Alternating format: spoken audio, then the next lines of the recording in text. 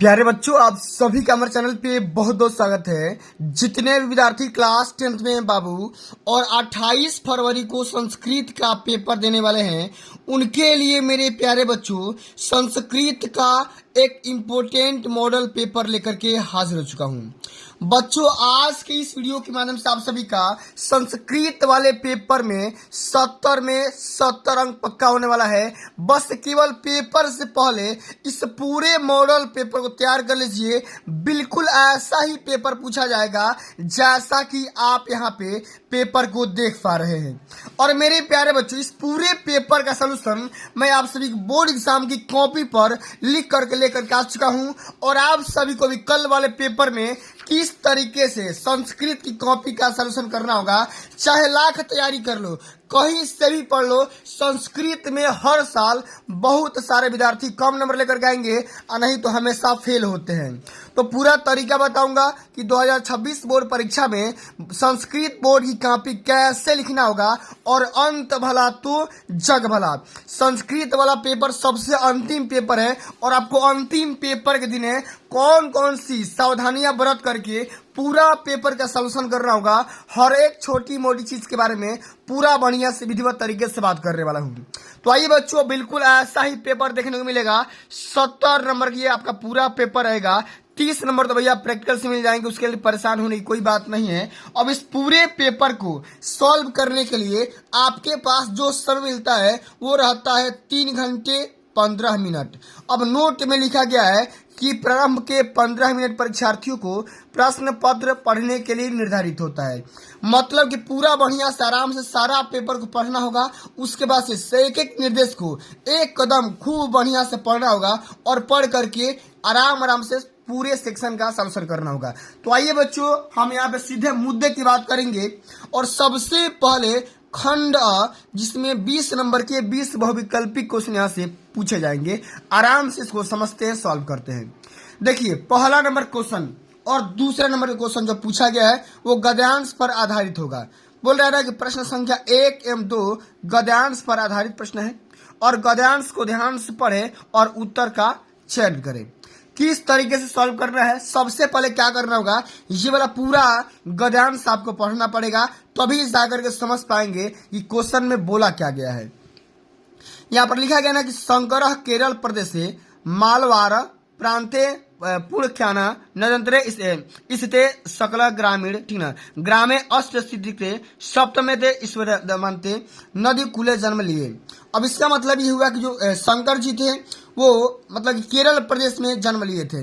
अब इसी चीज को पूरा पैस पढ़ लेंगे आराम से कि तस्य पीतो नाम शिव गुरुता साथी मातुस्य अरमदा स्वदेव संग्रह अलौकिक प्रतिभा संपन्नम आसीत अष्ट वर्षा देशी सनपी परम मेघावी अशो वेदम वेद विदांगण प्रविष्ट मावा। इसमें करना ही है मेरे प्यारे बच्चों, कह रहा है कि ये जो गद्यांश है, गद्यांश का शीर्षक का नाम बताइए, ठीक ना। अब इससे गद्यांश का शीर्षक मतलब कि पाठ का नाम होता है। शीर्षक मतलब भैया पाठ का नाम होता है। अब पाठ का नाम क्या हो जाएगा, आप सभी को पता हो रहा है कि यहाँ पे आदि शंकर जी के बारे में बात हो रहा है, तो क्या हो जाएगा, आदि शंकराचार्य हो जाएगा। एक कदम आराम से, कहीं से कोई दिक्कत नहीं होगा। कितना भी कमजोर से कमजोर बच्चा होगा फिर भी वो यहाँ पे दूसरा वाला ऑप्शन को कर जाएगा। चलिए आगे देख लेते हैं। कह रहा है कि संग्रह कस्मिन प्रदेश से जन्म लेवे। अब पहली लाइन में लिखा गया है कि केरल प्रदेश से, केरल में बात करेंगे तो दूसरा वाला ऑप्शन इसका भी यहाँ पे करेक्ट आंसर हो जाएगा। समझ गए। अब इसी तरीके से बात करेंगे कि शंकरस्य पितु नाम किम, यानी कि शंकर जी के पुत्र का नाम क्या होगा साथियों, ये आपको बताना होगा। तो क्या हो जाएगा, शिव गुरु। क्या हो जाएगा, शिव गुरु। यहाँ पे देखो लिखा गया ना कि तस्य पितु नोम शिव गुरुतारी सीता मातुस्य आर्यमता। इसमें मतलब कि पिता का नाम हो जाएगा शिव गुरु और माता का नाम आर्यम्बा हो जाएगा। क्या हो जाएगा, आर्यम्बा हो जाएगा। समझ गए। तो तीसरा क्वेश्चन का क्या हो जाएगा, पहला वाला ऑप्शन यहाँ पे करेक्ट आंसर हो जाएगा। अब आगे देख लेते हैं कि रविंद्रस्य नाथस्य जन्म कस्मिन नगरे अवध। रविंद्रनाथ का जन्म कहाँ पर हुआ था ये आपको बताना होगा, किस नगर में हुआ था आपको यहाँ पर बताना होगा। चलिए एक एक प्रश्न के बारे में सॉल्यूशन समझेंगे, पूरा सेक्शन वाइज, चाहे खंड अ हो चाहे वो आप सभी का खंड ब हो। तो यहाँ पे क्या पूछा गया था, रविंद्रनाथ का जन्म कहाँ पे हुआ था, तो कलकत्ता नगर में हुआ था। कहाँ पे हुआ था, कलकत्ता नगर में हुआ था। सभी बच्चों को पता होना चाहिए, दूसरा वाला ऑप्शन इसमें करेक्ट आंसर हो जाएगा। अब आगे देख लेते हैं कि श्री रघुवीर सिंह कस्य सेवक अस्ति, यानी कि श्री रघुवीर सिंह किसके सेवक थे, ये आपको बताना होगा। तो ये हो जाएंगे साथियों रणवीर के, किसके हो जाएंगे, रणवीर के वो सेवक हो जाएंगे। ठीक ना। चलिए अगला हमारा क्वेश्चन ये पूछा गया है कि द्रोणाचार्य कस्मिन गोत्रे उत्पन्नाम बभूवः, माने कि द्रोणाचार्य किस गोत्र में उत्पन्न हुए थे, ये आपको बताना होगा। तो क्या हो जाएगा साथियों, वत्स गोत्र। कौन सा हो जाएगा, वत्स गोत्र। तीसरा वाला ऑप्शन को एकदम अच्छे से तैयार कर लेना है मेरे प्यारे साथियों। अब अगला हमारा क्वेश्चन ये पूछा गया है कि भूतानी के सस्य संभव यान्ति। अब इसका राइट आंसर क्या हो जाएगा, इसका राइट आंसर हो जाएगा महाबुद्धेव्य। क्या हो जाएगा, महाबुद्धेव्य हो जाएगा। सेकेंड वाला ऑप्शन यहाँ पे करेक्ट आंसर हो जाएगा। समझ में आ गया ना। चलिए अब अगला हमारा क्वेश्चन क्या पूछा गया है कि बाणी कम समलंगरोती, इसका मतलब क्या होगा साथियों, इसका मतलब हो जाएगा पुरुषम। क्या हो जाएगा यहाँ पे, पुरुषम। जो भी बच्चा 8वां नंबर क्वेश्चन का तीसरा आंसर लगाएगा उसके यहाँ पे राइट आंसर हो जाएगा। आगे समझ लेते हैं कि आत्मवंशम सर्वम किम, आत्मवंशम सर्वम किम, यानी कि आत्मवंश का सभी क्या हो सकता है आपको बताना होगा। तो सुखम हो जाएगा। क्या हो जाएगा, सुखम हो जाएगा। अगला हमारा क्वेश्चन ये पूछा गया है कि श्रद्धावान किम लभते, श्रद्धा से क्या लाभ हो सकता है, ये आपको बताना होगा। ये हो जाएगा साथियों ज्ञान। श्रद्धा से आपको क्या क्या मिल सकता है, तो ज्ञान का लाभ मिल सकता है। अब अगला जो कि हमारा उपखंड सेकंड से क्वेश्चन लिया गया है, कह रहा है कि ईक प्रत्याहार के वर्ण बताइए। ईक प्रत्याहार के कौन कौन से वर्ण होते हैं आपको बताना होगा। तो ये हो जाएगा ई, उ, री और ली हो जाएगा। इस प्रकार से क्या हो जाएगा यहाँ पे, दूसरा वाला ऑप्शन यहाँ पे करेक्ट आंसर हो जाएगा। अब आगे समझते हैं कि प का उच्चारण स्थान बताइए। प जैसा कि नाम से आ रहा है, प जब बोलोगे ना तो क्या आ जाएगा मेरे प्यारे बच्चों, ये ओठ से आ रहा है। किससे आ रहा है, ओठ से आ रहा है। दोनों ओठ आपस में टच कर रहे हैं। अब अगला हमारा क्वेश्चन क्या पूछा गया, जरा ध्यान दीजिएगा। कह रहा है कि दिगंबर का सही प्रकार से संधि विच्छेद बताइए। क्या हो जाएगा साथियों, दिक प्लस अंबर हो जाएगा। क्या हो जाएगा, दिक प्लस अंबर हो जाएगा। पहला वाला ही ऑप्शन इसमें करेक्ट आंसर हो जाएगा। अब आगे समझते हैं, कह रहा है कि रामो गच्छति का सही प्रकार से संधि बताइए। तो क्या हो जाएगा साथियों, राम प्लस में गच्छति हो जाएगा। राम प्लस में गच्छति हो जाएगा। आराम से कर सकते हैं, कहीं से कोई दिक्कत नहीं आएगा, एकदम धुआं धुआं कर सकते हैं। अब देखो अगला हमारा क्वेश्चन क्या पूछा गया है कि पीत गत का तृतीय व्यक्ति और बहुवचन का रूप बताना होगा। तो ये साथी हो जाएगा पितृभि। क्या हो जाएगा यहाँ पे, पितृभि हो जाएगा, यानी कि दूसरा वाला ऑप्शन इसमें करेक्ट आंसर हो जाएगा। अब आगे समझते हैं कि नदी शब्द का तृतीय विभक्ति और द्विवचन बताना होगा। समझिए क्या हो जाएगा साथियों, ये हो जाएगा यहाँ पे नदीश्याम हो जाएगा, यानी कि पहला वाला ही ऑप्शन इसमें करेक्ट आंसर हो जाएगा। पठेत किस लकार का रूप है आपको बताना होगा। ये साथी हो जाएगा विधिलिंग लकार। क्या हो जाएगा, विधिलिंग लकार हो जाएगा। इतिहरी में कौन सा समास हो जाएगा, तो क्या हो जाएगा साथियों, इसमें अव्ययी भाव समास हो जाएगा। दूसरा वाला ऑप्शन इसमें करेक्ट आंसर होगा। आगे समझते हैं कि P1 में प्रत्यय है। अब P1 में कौन सा प्रत्यय है, तो क्या बताओगे, सत प्रत्यय से। क्या है, सत प्रत्यय है। पासयसी, पासयसी का धातु रूप किस लकार से लिया गया है, ये हो जाएगा साथियों लिट लकार। क्या हो जाएगा यहाँ पे, लिट लकार हो जाएगा। पहला वाला ऑप्शन इसमें करेक्ट आंसर हो जाएगा। अब इसी तरीके से मेरे प्यारे बच्चों एक एक प्रश्न को समझ लीजिए, ठीक ना, जो कि आपको यहाँ पे सेकेंड वाले सेक्शन में पूछा गया है। आराम से समझिएगा। देखो इसमें भी यहाँ पे उपखंड कह दिया गया है।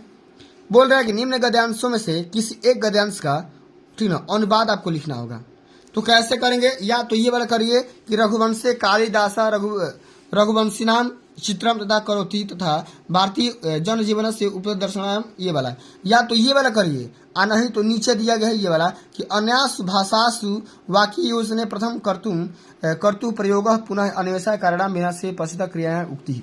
तो दोनों में से किसी एक ही का सॉल्यूशन करना है, दोनों को नहीं करना है। तो बहुत सारे बच्चों को समझ नहीं आता है कि किस तरीके से इसका सॉल्यूशन करना है, तो इसी तरीके से करना होगा। सबसे पहले खंड बल लिख देना, वर्णात्मक प्रश्न कर देना, प्रश्नोत्तर संख्या पहला लिख देना। और मान के चलिए ऊपर वाला कर रहे हो ना, तो शुरुआत का 2-4 शब्द और अंत का 2-4 शब्द यहाँ पे लिख गए। यहाँ पे हिंट लगा करके सबसे पहले लिखना यहाँ पे संदर्भ। क्या लिखना, सबसे पहले संदर्भ लिखना, फिर उसके बाद इसका व्याख्या कर देना, हिंदी में इसका अर्थ लिख देना। समझ में आ गया ना। एक तरफ इसी तरीके से अभी मैं बताऊंगा, पहले आप सारा क्वेश्चन देख लीजिए। अब इसी तरीके से दूसरा नंबर क्वेश्चन में पूछा गया है कि निम्नलिखित पाठों में से किसी एक पाठ का सारांश लिखिए। तो नैतिक मूल्यांकन पूछा जाता है विश्व कवि रविंद्र के बारे में या आदि शंकराचार्य के बारे में। 3 ऐसे इंपॉर्टेंट टॉपिक है जो कि हर साल पेपर में आते हैं और ये 4 नंबर में हमेशा पूछा जा रहा है, समझ रहे हो ना। तो इनके बारे में तैयार करना होगा। किस तरीके से तैयार कर सकते हैं एकदम आराम से देखो जिससे मान चलिए यहाँ पे कालिदास के बारे में लिखा गया है तो पूरा बढ़िया से आपको हिंदी में लिखना होगा, ठीक ना। पूरा बढ़िया से हिंदी में लिख देना, नंबर यहाँ से 4 नंबर मिल जाएगा। अब अगला यहाँ पे देखो श्लोक दिया गया है, ठीक ना। ये वाला श्लोक दिया गया, इसको क्या करना होगा हिंदी में व्याख्या करना होगा, जो कि ये भी टॉपिक 4 नंबर में पूछा जाता है। तो या तो क वाला करिए नहीं तो ख वाला करिए। अभिवादन शिलस्य नित्यम वृद्धोपस्य विना चत्वारि तरस वर्धते आयुर्विद्या यशो बलम। इस तरीके से आपको एक एक प्रश्न के बारे में पूरा बढ़िया से करना होगा। आयुर्विद्या लिखा ना पूरा बढ़िया से संकेत में लिख देना, फिर यहाँ पे संदर्भ लिख देना, फिर यहाँ पे हिंदी में अनुवाद कर देना। एकदम इसी तरीके से सारे पेपर का सलूशन करना होगा। अब अगला है ये वाला क्वेश्चन की सूक्ति एक दिया गया है, इसका हिंदी में अनुवाद करना होगा। अब 3 प्रकार के यहाँ पे सूक्ति दिए रहेंगे, तीनों में से केवल एक ही के बारे में आपको सलूशन करना होगा, समझ रहे हो ना। एक एक प्रश्न के बारे में पहले समझिए, उसके बाद सलूशन समझेंगे। अब अगला हमारा क्वेश्चन पूछा गया है कि निम्नलिखित में से किसी एक का श्लोक का अर्थ आपको संस्कृत में लिखना होगा। तो 2 यहाँ से पूछा गया है, दोनों में से किसी एक के बारे में, एक श्लोक के बारे में संस्कृत में इस प्रकार का आपको यहाँ पे लिखना होगा। पूरे मार्क्स यहाँ से मेरे प्यारे बच्चों यहाँ से मिल जाएंगे, ठीक ना। अब अगला हमारा क्वेश्चन क्या पूछा गया है कि किसी एक पात्र का चरित्र चित्रण हिंदी में आपको करना होगा। महात्मा गांधी वाले चैप्टर से पाठ के आधार पर महात्मा गांधी का, रामनाथ का, दीपक का, ये हमेशा पेपर में आता है, अलग अलग करके आता है। तो तीनों में से किसी एक के बारे में हिंदी में इसका चरित्र चित्रण कर दीजिए, पूरा मार्क्स यहाँ से 4 नंबर का है, मिल जाएगा। अब अगला है हमारा क्वेश्चन ये वाला कि महात्मानम कुत्र जन्म लेबे, तो पोरबंदर नामक ग्राम में हुआ था, यहाँ पे लिख देंगे उसी को। अब 2 किसी एक ही करना है तो आप यहाँ से कर सकते हैं, केवल एक ही का सॉल्यूशन यहाँ पे कर सकते हैं। इस तरीके से पूरे बढ़िया से करना होगा, तभी जाकर के पूरा मार्क्स मिलेगा। देख रहे हो ना टॉपर ने किस तरीके से लिखा है, एकदम इसी तरीके से लिख देंगे कि पोरबंदर नगरे मोहनदास जन्म लेभे, ठीक ना। चलिए अब इसी तरीके से देखो 7वां नंबर क्वेश्चन क्या बोल रहा है, कह रहे कि निम्नलिखित रेखांकित पदों में से किसी एक में निर्देश पूर्वक विभक्ति का नाम लिखना होगा, ठीक ना। 3 दिया गया है, राम में बताना है, वृक्षात में और विद्यालय में। विभक्ति का केवल नाम लिख दोगे, यहाँ से 2 नंबर मिल जाएगा। और केवल क्या करना है, केवल एक ही का करना होगा। अगला हमारा पूछा गया है कि निम्न में से किसी एक पद का प्रत्यय बताना होगा, श्रुत्वा, गंतुम, पाठनी और यहाँ पे अजा। तो केवल विभक्ति का नाम बता दोगे, पूरा मार्क्स मिल जाएगा। अब अगला हमारा क्वेश्चन यहाँ पे देखो, वाच्य परिवर्तन हमेशा आता है, सीता पत्र लिखती है, मया गम्यते और बालका गीता पठंती। इस तरीके से क्या करना होगा, केवल इसका वाच्य परिवर्तन कर दोगे, यहाँ से 3 नंबर का मिल जाएगा। अब अगला हमारा क्वेश्चन हमेशा संस्कृत में अनुवाद करने के लिए आता है कि वह क्या पढ़ता है, वे सब घर जाते हैं, भूखे को भोजन दो, सीता कहाँ जाती है, मुकेश का यहाँ रहता है। इसको क्या करना होगा, संस्कृत में ट्रांसलेट करना होगा, अनुवाद करना होगा। अब देखो 10वां नंबर क्वेश्चन ये पूछा गया है कि निम्नलिखित में से किसी एक विषय का संस्कृत में 8 लाइन में 8 वाक्यों में यहाँ पर निबंध लिखना होगा। सदाचार पे, सत्संगति पे, पर्यावरण पे, हिमालय पे और संस्कृत भाषा महत्व पे। क्या करना होगा, हिंदी में आपको क्या करना होगा, संस्कृत में आपको 8 लाइन में निबंध लिखना होगा। ये टॉपिक इंपॉर्टेंट है, 8 नंबर में हमेशा पूछा जाता है। समझ में आ गया ना। अब देखो अगला हमारा अंतिम नंबर क्वेश्चन पूछा गया है कि निम्न पदों में से किसी 2 पदों का, ठीक ना, क्या करना होगा, संस्कृत में वाक्य लिखना होगा। गणसाय के बारे में अहम, त्वम, मम और यहाँ पे गच्छाम के बारे में केवल 2 वाक्य लिख दोगे, यहाँ से 4 नंबर पक्का मिल जाएगा, समझ गए। तो इस तरीके से आपको संस्कृत वाले पेपर का सॉल्यूशन करना होगा। मैंने पूरा बता दिया, एनालिसिस करवा दिया। अगर आप इसका पूरा फुल सॉल्यूशन चाहते हैं तो कमेंट करके बताइएगा, इसका फुल सॉल्यूशन भी अपलोड कर दूंगा। तो मिलते हैं अगली वीडियो में, तब तक के लिए जय हिंद, जय भारत, वंदे मातरम।